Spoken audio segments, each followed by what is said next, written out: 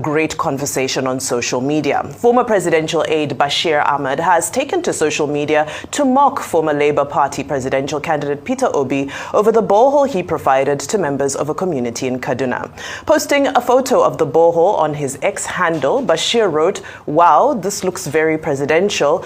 Thank you, His Excellency Peter Obi, your Vice President Dr. Dati Baba Ahmed, who is from Zaria, and the whole community must appreciate your gesture. My only curiosity here is about the source of the water." Well, in the past, parts of the community had been using wells such as this as a source of clean water. However, in a related development, the Northern Elders Forum has said that the Northern region regrets voting for President TINUBU in the 2023 elections. In a chat with the Guardian newspaper, the forum spokesperson Abdulaziz Suleiman responded to questions about Peter Obi's recent visit and donations to northern communities, saying, "Moving forward, the North will be more cautious in selecting a candidate for the presidency. They will prioritize someone who is seen as more inclusive, less controversial, and more aligned with the interests of all regions in the country." Such a strange thing to trend. When I saw the picture of a borehole, I said, are these really the issues? But, it spent the entire day yesterday top of the trending list. This morning, Peter Obi is still at the top of the Twitter, or rather X trending list, because of this borehole. All right, so first thing is that I wonder what Bashir El-Rufai does for a living. Ahmed. Because, it was Ahmed who... Yes. Oh, okay, all right. So the El-Rufai... Bashir Ahmed. Yes. Oh, I thought it was El-Rufai. My apologies. Thank you for not letting me go deep into him this morning. No. Bashir Ahmed has a lot to say. But one thing I want to say is that when a man decides to express generosity from his own personal funds to a community in need, and that need is met, then I think it's quite interesting for someone to criticize that move because it's not up to his own personal standards.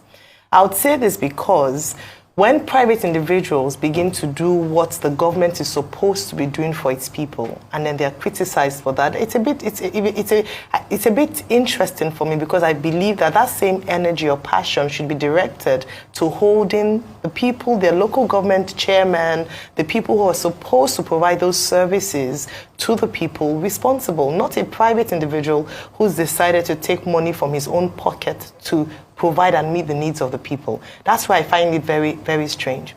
I think and I believe that the focus should be more on how we can improve services for people living in rural areas. We've seen one too many of these boreholes, which come in very handy for these people, to be very honest. Yes, because usually a needs assessment is done as to what the community requires, and that's what prompts an individual or a philanthropist to go into that environment to then open up or launch or sink a borehole. So I think it's very curious that a man decides out of his personal pocket, irrespective of his status in society, to donate to a community, and you're criticizing the fact that, he should have been more from his own personal pocket.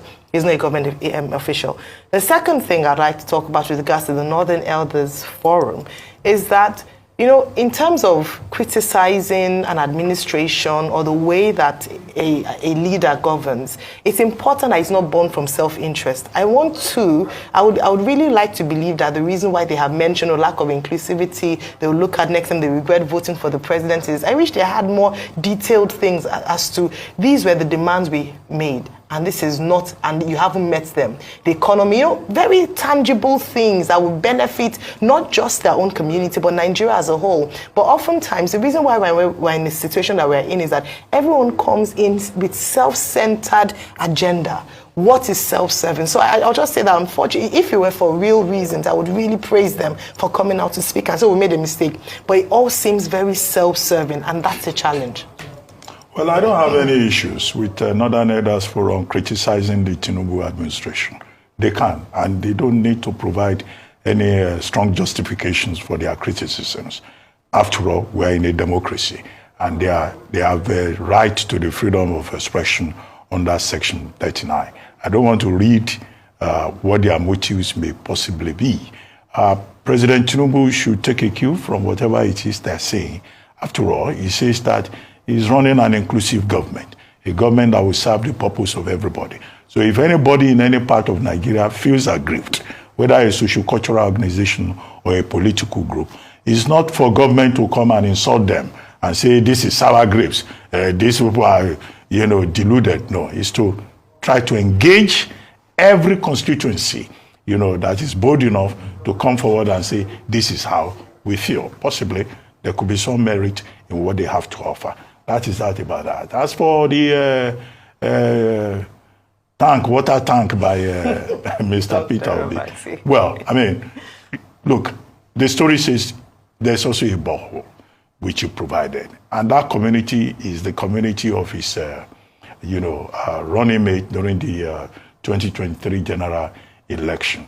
So, and it's not only in Kaduna State that Mr. Peter Obi has done this. In times of crisis, in Plateau, in other parts of the country, he has gone there, to make donations. He has done the same thing also in the southern part of the country. If we have seen him during the month of Ramadan, going to mosques in Nasarawa State, in other parts of the north, identifying with the Muslim community. So he's a politician, first and foremost. So this is a man who is trying to remain connected with various communities. I don't see why he should be crucified for doing that. That's one part of it. Instead, he should be thanked he should be applauded for his generosity, for his common touch, for his, remaining relevant in terms of helping people who are in difficult circumstances. Now, to come to water. Access to water is one of the major problems that we have in this country. And water is part of even global politics. But here, it's a very major problem. In many communities, it's not just that the people rely on water from wells. Some of those, access that they have to water, it's not potable water.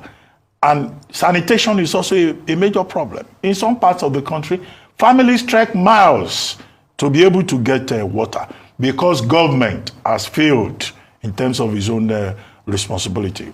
Water provision is on the concurrent list. So state governments have responsibility, local governments have responsibilities. Where they fail, you find individuals, public-spirited individuals, filling the gap. And that's what the governor has done there, the former governor has done there. If anybody is aggrieved, they should hold the state government responsible, they should hold the local government responsible, for not doing what should be done.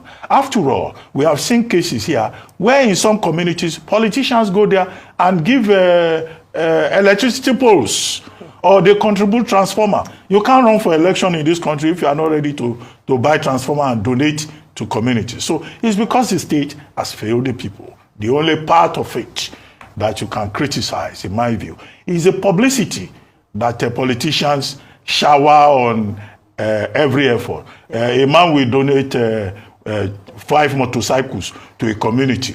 The number of journalists that will be invited to come and cover the event will be more than the number of motorcycles. And look at that water tank that they say Mr. Peter Obi has donated. In fact, the lecturing donated by Excellency Mr. It's almost more visible than the water tank itself. On that note, Dr. Obasi. So that's what I was saying. So the publicity sometimes, our politicians, while they mean well, they should make sure that the publicity